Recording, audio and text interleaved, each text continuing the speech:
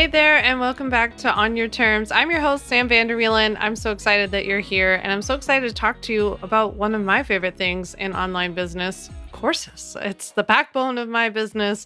It's also what I just so happen to help thousands of people with, every day. So I think it's going to be really good to just dive in and focus on online courses. You could even pay attention to a lot of what I'm talking today about with like online memberships and stuff like that too, because really today we're going to be talking about things that you sell that people can buy when you're not around, right? That's the goal. When you're sleeping, when you're on vacation, when you're at the Olive Garden, like people can buy this stuff from you, and that's what we need to legally protect. So we're chatting all about courses today. I'm excited to dive into it. I also just wanted to thank you before we get started for everybody's like kind words, and people have been so nice about everything that's happened with my dad. My dad passed away, in case you're new around here. And it's been a really, really, really tough time for me personally. But I have definitely been comforted by all of your kind words and messages and gifts and everything in between. So I just really, really appreciate it. And I hope that you know it never goes unnoticed, at least on my end.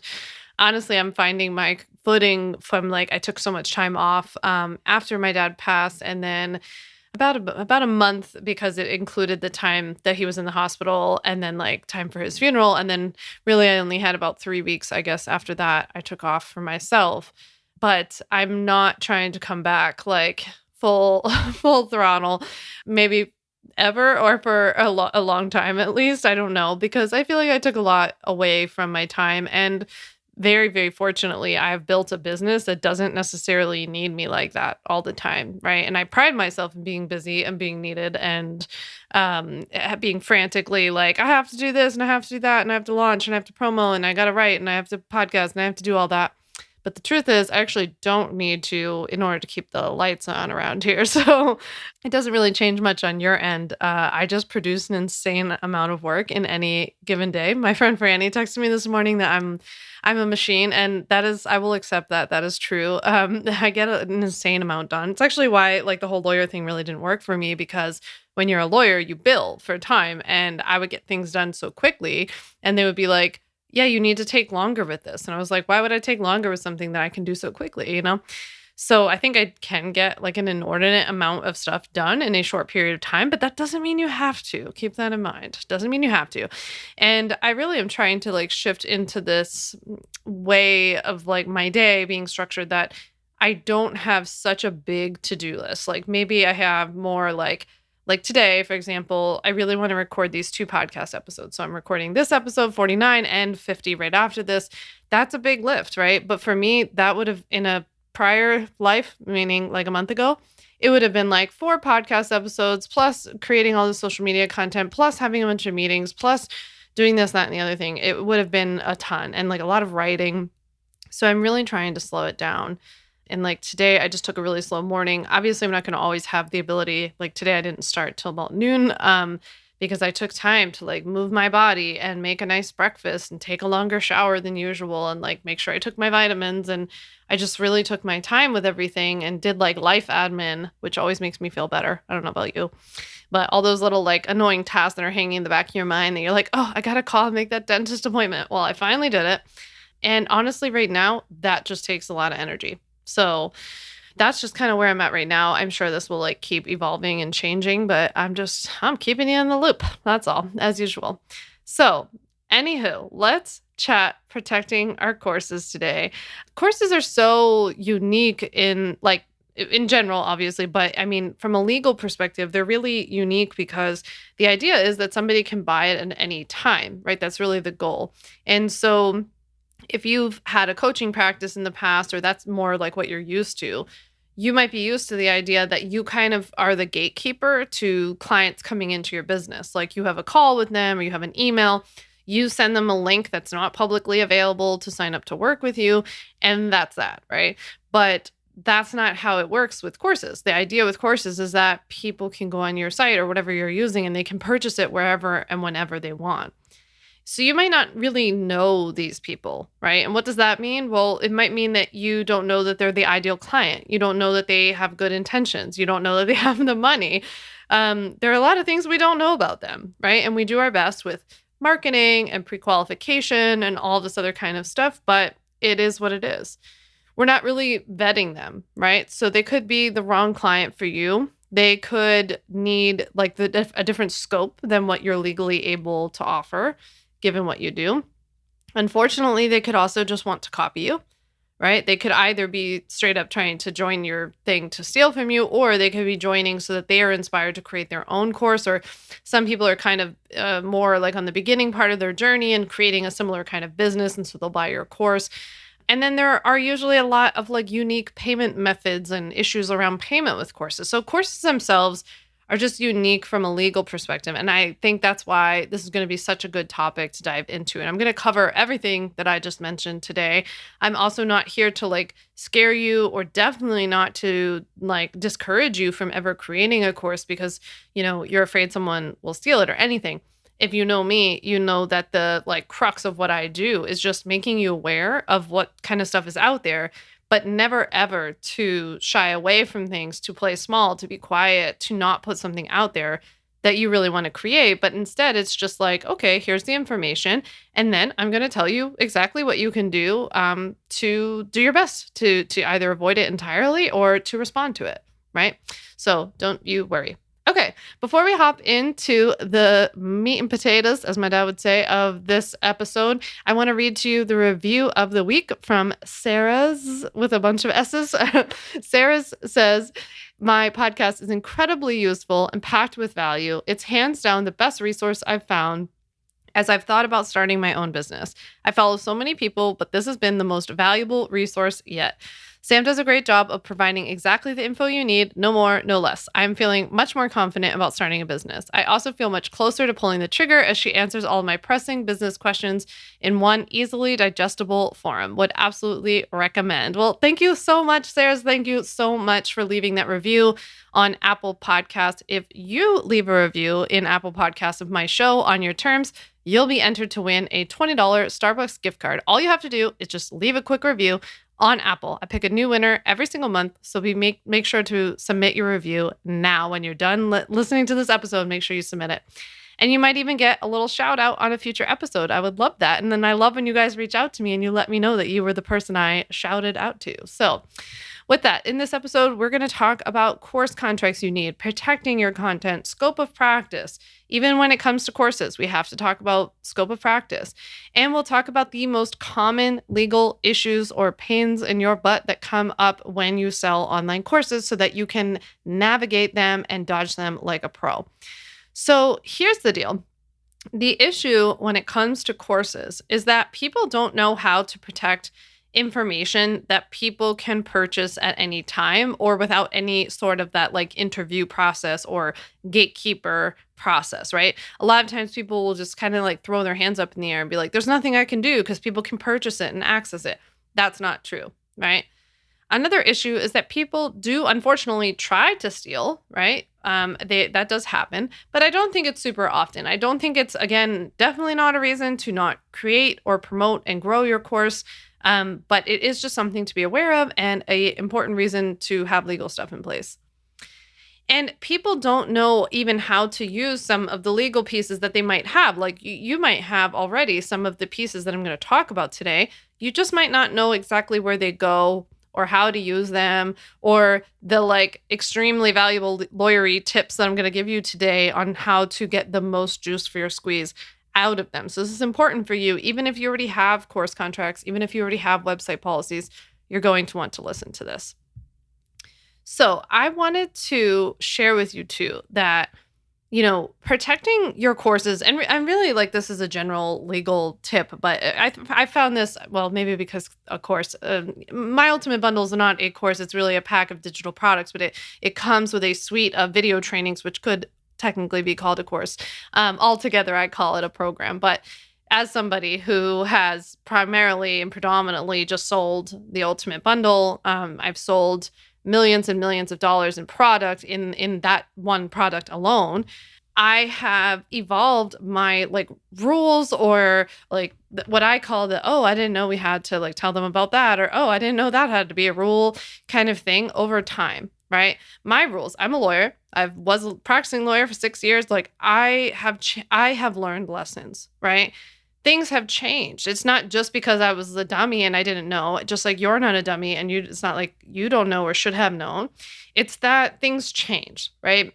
The way that people purchase my course now has changed because technology has changed. Like, for example, like digital wallet payments weren't a thing when I started my business. There was no Apple Pay, there was no Google Pay or anything like that. I don't think there was Venmo or anything. I don't remember any of that stuff being around like 6 years ago when I started an online business. So certain things come up, which then people start using them in a certain way, and that will trigger you to have to create new rules and boundaries with people. So I don't want you, I'm telling you this for two reasons. One, I don't want you to beat yourself up like, oh, I should have had this already. Or like you get some legal stuff in place and then something happens and you're like, I thought this was supposed to protect me. Why isn't this working? That is okay because it is meant to be something that you continue to evolve and change. And so this, I don't want you beating yourself up, but the second reason I'm telling you is because I also think it's just an important reminder that when you get legal stuff in place, it's also important to put a system in your own business. Like personally, I use Asana, so if I were you, I'd be putting this into Asana, or you could use like ClickUp or Notion or whatever. Then you would put some sort of reminder at whatever interval, like maybe once a quarter. Once a month is too frequent. Once a quarter might be a little too infrequent, but you would put a reminder in for yourself to go in and update those policies. I mean, if I were you as well, I would be updating these on the fly. Like if somebody really pulls like one over on you and you realize like that your language wasn't as clear as you want to, you should change that immediately and make the changes throughout your business that I'll talk about today. But in general, like just for kind of like a refresh, maybe you could just have that scheduled for like once a quarter. I'm talking like no more than 15 minutes, looking through it, thinking, has anything changed in my own business, with my own customers, in the industry, with tech tools? Am I using different programs? And just update them really quick, right? So this is stuff that's going to evolve. That's okay. All right. With that, let me get into my tips for you today on how to legally protect your online course. Tip number 1 is all about having the right contract, because without the right contract, we can't really talk about any of the rest of the stuff, because whenever we're worried about people stealing our courses or improperly accessing it, sharing their logins, refunds, all the things that we're going to talk about over the next few minutes, it all comes back to your contract. So it really is the foundation that we have to talk about first before we talk about everything else. So yes, you absolutely use a contract for your online courses. This also includes membership programs. It would actually be the same kind of contract. The contract that I recommend and that I sell and offer as a fill in the blank, legal template, you can purchase it in my template shop, but it also is included in my ultimate bundle. It's called the terms of use. So terms of use is essentially a contract, but instead of the kind of contract that you would like digitally sign or paper sign if you were in person, it's the kind that you would agree to or consent to typically at checkout, right? And so it would typically go at the bottom of a checkout page or like right about where the person clicks like submit or purchase. Ideally, they would have to take some sort of action to like check off a box or select something from a drop-down menu or something like that. And there should be a sentence there that says like, by purchasing this course, I agree and consent to these terms of use, right? And then the phrase terms of use would actually be a link, like a highlighted link that they could click on, and they could review the terms of use themselves. The terms of use, if they are able to click on it, it would have to be housed somewhere, right? So that would have to be like a page on your website that's just maybe like a private or unlisted page. Or if you have like landing page services, sometimes the checkout services themselves have the ability to do this. Sometimes like Kajabi or Teachable will give you the ability to do this. So it kind of depends on the tools that you're using. But in general, the important point there is to have that sentence at checkout and have it be clickable for them to go and review them. Now, wherever they go to click, like, so say that my checkout says, by purchasing, I hereby agree to and consent to these terms of use, and they click on that phrase terms of use to review them, that should be a non-editable document, right? So if you end up having to like just include a link to a document, it should be a locked PDF, for example, not like a Word doc or a Google doc. Preferably it would go to a website of some sort, but where somebody can't alter it. But the point there is that you don't want to give people the ability to change it, to come back and say like, that's not the one that I agreed to because they changed it. So you want to make sure that you have the locked document there available for them to review. Now, in terms of what it should essentially like say and do to protect you, well, that's pretty extensive, right? So what really the basics of it is that you want to be clear in your terms of use. And this is why I create legal templates for you, because like you're not supposed to write these yourself. It's filled with lots of lawyery language, but I want to give you an idea of kind of the main points of what would be in a terms of use contract. So you want to make it really clear what exactly they're purchasing, what's included, what's not included, that kind of stuff, right? That's really, really important, especially for those of you who sell courses that maybe come with bonuses or live components or support components. We want to be really clear about what's included and what's not. So we're going to obviously cover that. We're also going to cover a lot about payments, because in courses, oftentimes they allow people to have like payment plans or some other kind of like payment arrangement. And so it's really important that we cover all the terms related to payment, particularly when it comes to those payment plans. It's all about what the steps are if things go wrong, essentially. So if somebody, their payments decline for whatever reason, or they don't pay on time, you have to really, really flesh out the steps on like failure attempt number 1 and number 2, and however many you have, how many days there are between, how they'll be notified, right? What will happen if they don't rectify payment? Does their access get removed? For how long? Are they ever given it back? What do they have to do to get it back? Do they have to pay the full amount of what they owe? There's not really a right or wrong here. It's more that you choose a policy and then you like painfully, clearly flush it out in that terms of use. That is probably the area where I have to go back in the most and flesh the stuff out more and more and more as people get trickier and trickier with trying to pull some shenanigans. So, again, be gentle with yourself. But this is also why you should start with like a solid legal template, like what I offer, so that then you can just add to it, because you don't want to be writing this yourself and like having all the legal language in there as well. So it can be really helpful to get that. So in terms of what else this contract has to say in order to legally protect you, it also has to cover the fact that this course and all of its content and materials, which you would flesh out there, are your intellectual property, that you have intellectual property rights to that content and that you would enforce it if somebody stole it or infringed upon it, right? That's really important. You would also set out whatever your login rules are, like they can't share their login, that what would happen if you became aware of some like weird behavior with seeing like 100 login attempts, from all these different countries. So you would flesh that out. Again, you can like remove them. You could ask them to prove it, all this different stuff. You would also want to set out the rules for your group or community aspect. So if you have like a Facebook group or a Mighty Networks thing, you would want to flesh out what's acceptable and unacceptable behavior and what happens if that behavior comes up. Does the person lose their access to the group? Do they only lose it for a certain period of time? Do they have to do something to get back in? Are there a certain number of strikes? What's considered a strike? All of that stuff. Can you kind of see like where I'm going with a lot of this? Like with so much legal stuff, like people write to me so often looking for kind of the answer about what they're allowed to do regarding legal stuff. And there are definitely, don't get me wrong, there's definitely a lot of legal stuff that's like, you have to do it this way, you have to do it that way. But there's more, I would say, where it's just like your choice to decide what you want to do in your business, right? You can decide what you want to do on your refunds. You can decide what you want to do about sharing access and removal for non-payment. You can decide about all that kind of stuff. You just have to be extremely clear. So I think sometimes people get a little tripped up with that, where they're like, there are no rules, we can do whatever we want. It's like, no, there are rules, and you also get to set the rules, which I think is a great opportunity, and I wouldn't waste it if I were you, because all you're going to do is like screw yourself over. But if you want to be able to enforce them, they have to be in writing and they have to be extremely clear, and they have to be made available to people through this terms of use who buy your course, right?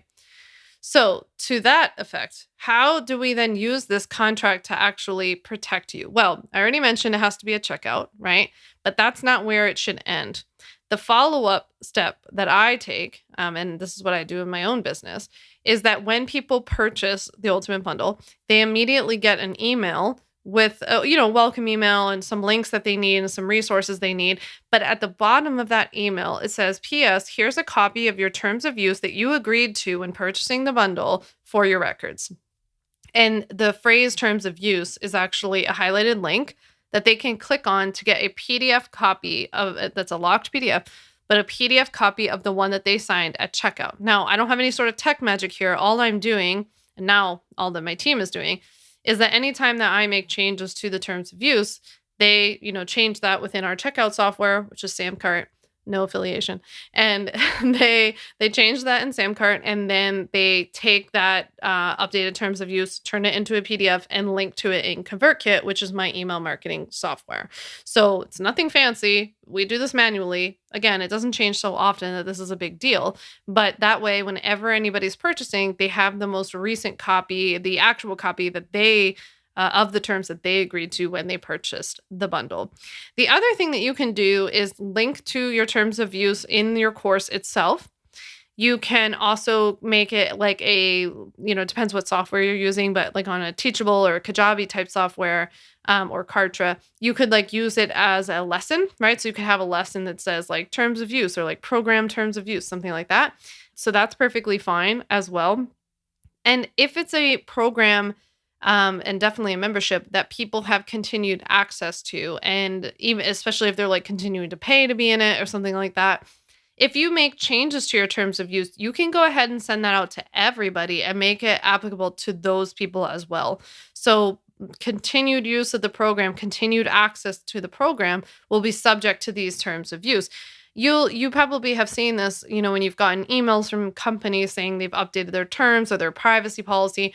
They'll typically give you a little summary of what exactly they've changed, because it's not really fair to the customers to make them go like hunting for like, what word did she change in here? So you can make it general. You don't have to give a huge explanation, but you can say like, the company has made changes to the terms of use that you agreed to when you purchased. The changes can be found in paragraph 14 regarding payment, which now declares that, the third payment attempt will be the final attempt or something like that. Or you could even keep it more general than that, like which revises the number of payment attempts that you're permitted to have, right? Like something like that.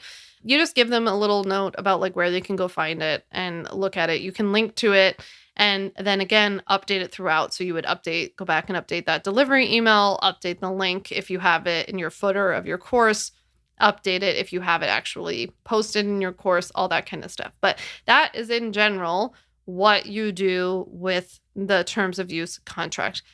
This is also why tech tools are so important, because you can try to, like, a lot of times people will come to me and they've built a course on some platform and then they're like, oh, this platform doesn't actually give us the ability to include terms at checkout. And it's like, well, that's not good. I mean, I don't know what else to say, because it's crucial. Like, you can't sell this thing without having a contract, because you're literally putting yourself in a position to not be able to do anything about it.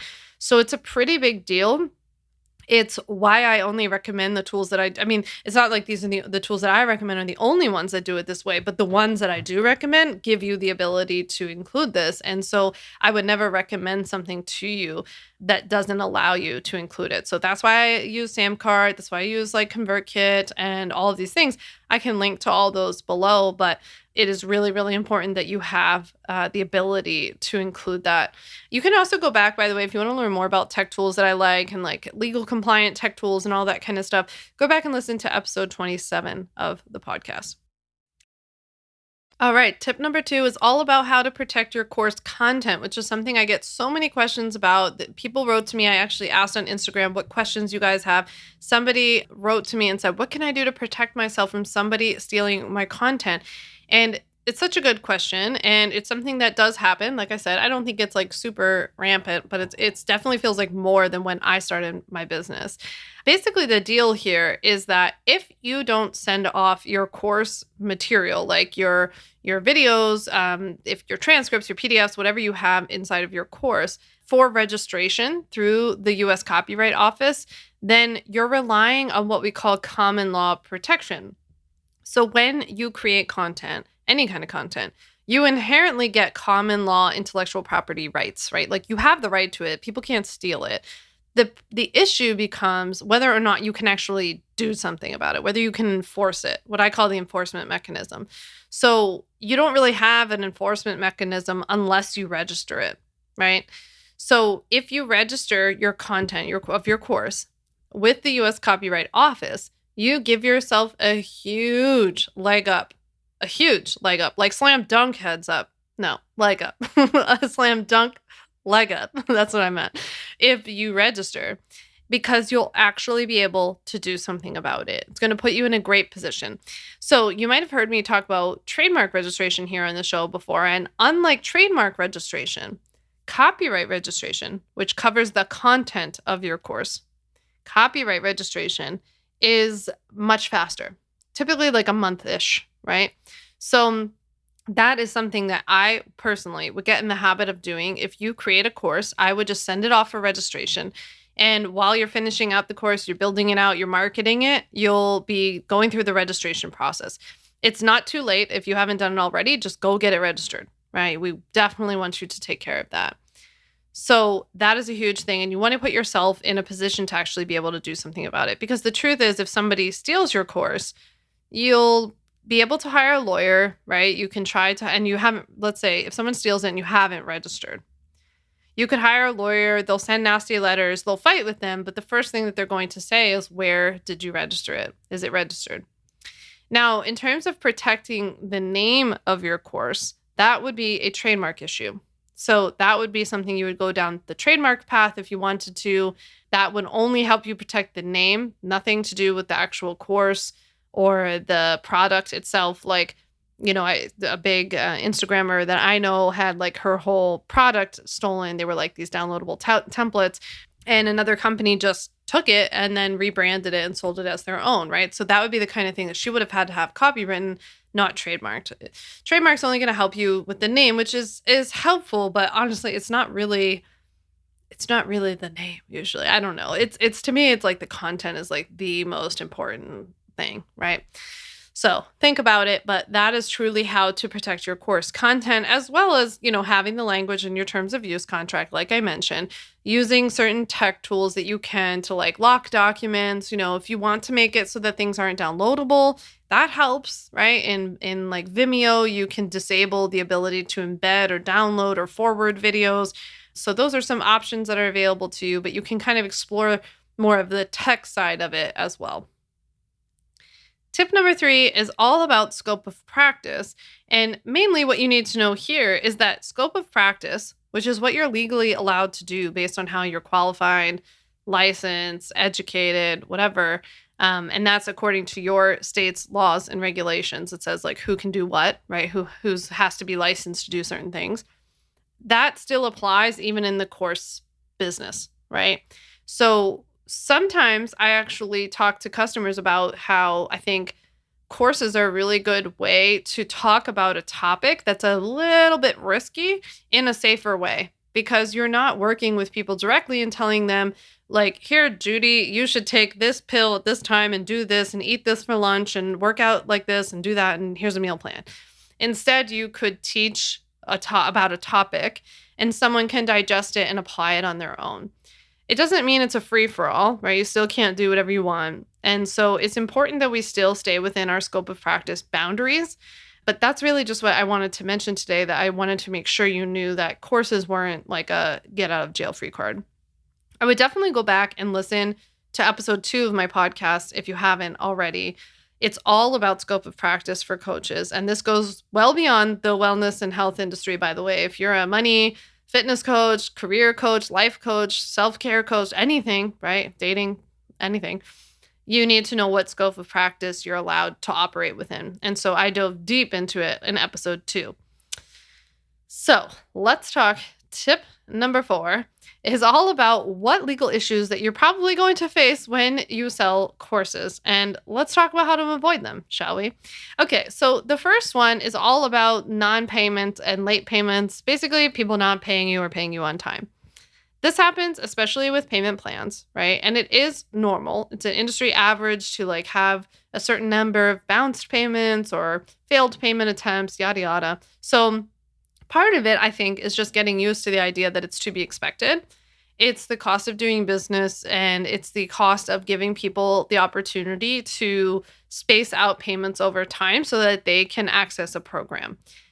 99% of the people take advantage of that opportunity and behave and are nice and appreciative. And then there's that other 1%, and that's just what you have to deal with. At times, though, that 1% feels really big and it feels really heavy, and it'll make you want to like stop, but don't, because it's really important to give people that opportunity to join who just might not be able to join otherwise. So when we're dealing with these payment issues, like of course, everything that we've talked about already today is already helpful. Like having the contract is crucial because it's going to give you something to enforce those terms, right? So having that would be really helpful. And also using tools at your disposal. Like that's another reason why I use Samcart, because Samcart has really good payment capturing. So like after somebody's card declines, we have the ability to set up our dunning emails inside of Samcart, and then they get those emails and they can update their card info. And so like a lot can happen before my team even has to get involved. So that can be really helpful, right? Only taking certain payment types, that's like another way to try to avoid it. You can always explore the idea of like having your clients pay through PayPal credit so that you get paid up front, but PayPal gets to deal with the subscription payments. So that's another thing to consider.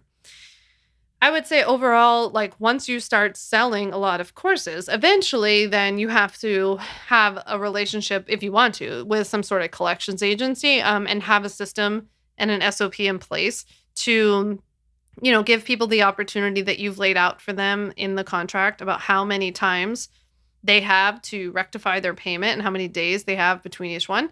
But once that doesn't happen, you want to give yourself the ability to send them to collections. So that would be another thing that you would address in those terms of use. And you would have to have a very solid terms of use contract in order to send them off to collections, because the collections company is going to want proof that this person has actually agreed to pay you for something. So it's really important. Again, all roads lead back to that contract. Another, I don't want to say common legal issue, but it's not necessarily uncommon these days, is theft, right? And so we do have that happen sometimes. It is important to monitor for. What makes me upset and what makes me even like hesitant to talk about is that I just feel like when you talk about it, then people just want to like back out and not create a course, right? And if I hadn't created the ultimate bundle, sure, I wouldn't have made, what I've made off of the course, what the business has made off of the course. But more importantly, I wouldn't have gotten it to as many thousands of people who then used it to start or grow their own online business that I did, right? So don't let one bad seed ruin the whole thing, right? I have been stolen from, I've been copied, I've been this, that, and the other thing. It cannot stop you from putting yourself out there and continuing to promote your course. What you can do is the stuff that we've talked about already. You have the contract, you have your course registered so you can actually enforce it, right? You have some common sense checks. We have some things in place that I won't go into detail with just because I can't give that all away. But like we have some stuff in place. We've caught some people buying it who are other lawyers who offer legal templates and this kind of stuff, or who want to start it too. And we have our own like monitoring process. Even when I was by myself, I was checking for this kind of stuff. So it's something to work on. It's definitely a mindset thing to work on. It's a little bit of an anxiety for me that I had to continue to work on, to not be so paranoid and fearful that people were like all out to get me and that something bad was going to happen and that I couldn't trust anybody. So it's something to be aware of if that comes up for you. And I would definitely encourage you to talk to, like, if you do go to therapy, it's something I spent a lot of my time in therapy in the first few years of my business talking about, and then like coaches down the line and that kind of stuff. So I would definitely encourage you to talk to somebody about it if it comes up for you. And also just want you to know that it's totally normal. Another common issue that I see, and my friends tell me about this all the time, is that people will join for, quote, inspiration. So a lot of my friends who are coaches say that they see their clients like buy their programs or their memberships, and then all of a sudden, like the next day, that person's talking about that topic the exact same way on Instagram stories, right? That would be another thing that we would cover in your terms of use contract. There's a confidentiality section in there that says that like what you learn in the program has to be kept, there. But then there's also that intellectual property section that says that this stuff is all belonging to you. Now, we don't own facts, right? That's not protected by intellectual property. There's also only so many ways you can like talk about a certain topic or whatever. But if you have a unique spin or method or approach, if you have a certain number of like 5 steps, you need to know about this, and then they're doing the same exact 5 steps, that's an issue. And typically when it's a client or somebody that I typically recommend that their first step is to just talk with them, right? Not through DMs, not through anything else. Like try to hop on the phone, get on a Zoom call and talk to them. Let them know that you've seen what's been going on. You feel like they're taking too much inspiration from what you're doing, that it does violate your terms and also your intellectual property rights, but more so, even more importantly, it's not good for their own business or their own whatever. So that is one way that you could approach it. Another common issue that comes up in courses is some sort of like bullying or unkind, unruly behavior in the community.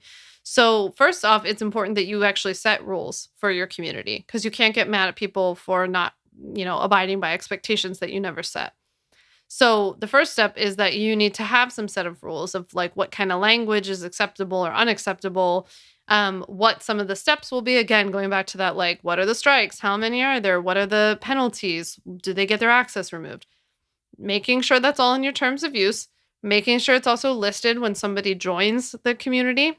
Better like bonus points if you can have it be like the first lesson in a community or something that people have to like agree to before they can enter it or something like that, or like a pop-up. That would be kind of cool. But that is just an important one to have set out so that it gives you like a very clear cut, like you violated this rule, therefore you're out of the community, either total forever or for a month or whatever you decide to do. It just has to be clear. And so you don't want to have any wishy-washy like, well, that feels like this. No, it doesn't feel like it was this, and boop, you're out. That's it. Another issue that comes up is sharing logins and access. And somebody on Instagram, when I asked for the questions for this episode, somebody said, how can we tell if people are sharing our logins? Well, that's a very good question. Now, most of the course softwares that I've ever used, including the current, tells me how many logins this person has had, and it tells us where they've had them from. So that is helpful because you can sometimes see, like, I remember in Teachable, we would be able to see that like somebody was signing in from like one country and another country and then another state in America and then a state like totally on the other side of America, all within like the same hour. Now, it is possible with some of these that you have to contact the person and ask them about it because, maybe they're using like what's called a VPN or whatever. Like there could be some like tech explanation, but in my experience, most of those were not. That would either need, you would have to monitor this, right? It's not something that I know about that people that like softwares offer as a tool yet, but you would have to monitor it or somebody on your team would have to monitor it. I think it would be more like you become suspicious of something, like, I don't know, there maybe something would pop up and you got suspicious and then you would go into this person's profile and you would see that, right? So just something to consider. Again, sharing logins and access info should always be addressed in your terms of use contract. Last but not least, one of the other issues that I've seen come up with selling courses is like distributing the course material to other people, right? So downloading a PDF and sending it to a friend, downloading a video, sending it to a friend. I've even had a friend who somebody downloaded a part of their course and then created a Pinterest pin with it. And it became like a really popular Pinterest pin, but it was part of her course. So that's an example where like that was something that's covered in our terms of use. And then that's your intellectual property. So hopefully you have registered it and then you would be able to enforce it and get it taken down. If you ever saw it on a platform like Pinterest, you could contact the platform directly or Instagram or whoever, and then they would take it down just on the mere assertion that this is your intellectual property. So those are really the things that you need to know about how to legally protect your online course. There's probably something else that's even come up for you during the course of this podcast episode. So I want you to go ahead and send me a DM on Instagram. I'm at Sam Vander Wielen, and let me know what questions have come up for you. Or honestly, I would just be really happy if you sent me a DM and said if this episode was helpful. If it was helpful, if you learned something from it, if you found it helpful to you in growing your business, send me a DM. Let me know. I would love to hear from you on Instagram. And before you go, if you liked this episode or you think that a friend of yours would enjoy listening to this episode, will you do me a favor and go ahead and just forward it to them really quick? You can shoot the link to them as a text or forward it through the app that you're listening to, but just go ahead and send them a text to this episode, and it would mean so much to me to help other people find out about On Your Terms. And I hope to be able to read your review of the podcast as well next week. I can't wait for you to join me for our 50th episode. I'm so excited. I'll see you then. Thanks so much for listening to the On Your Terms podcast. Make sure to follow on Apple Podcasts, Spotify, or wherever you like to listen to podcasts. You can also check out all of our podcast episodes, show notes, links, and more at samvanderwielen.com/podcast. You can learn more about legally protecting your business and take my free legal workshop, 5 Steps to Legally Protect and Grow Your Online Business at samvanderwielen.com.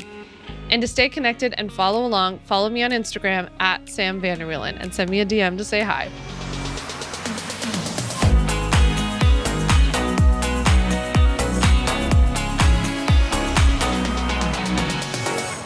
Just remember that although I am an attorney, I am not your attorney, and I am not offering you legal advice in today's episode. This episode and all of my episodes are informational and educational only. It is not a substitute for seeking out your own advice from your own lawyer. And please keep in mind that I can't offer you legal advice. I don't ever offer any legal services, but I think I offer some pretty good information.